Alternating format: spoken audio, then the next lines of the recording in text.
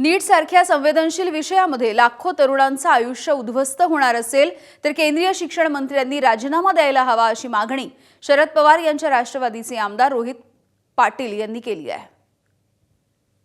परीक्षेचा paper leak झाला म्हणून कोणावर तरी जबाबदारी ढकलायचं काम केंद्र सरकार करत असेल तर ते चुकीचं आहे। केंद्र सरकारने या गंभीर विषयाची दखल आणि जबाबदारी सुद्धा घेतली पाहिजे।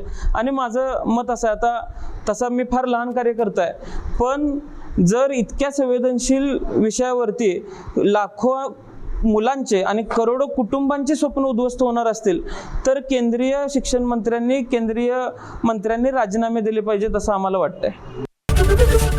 एबीपी माझा, उघडा डोळे बघा नीट।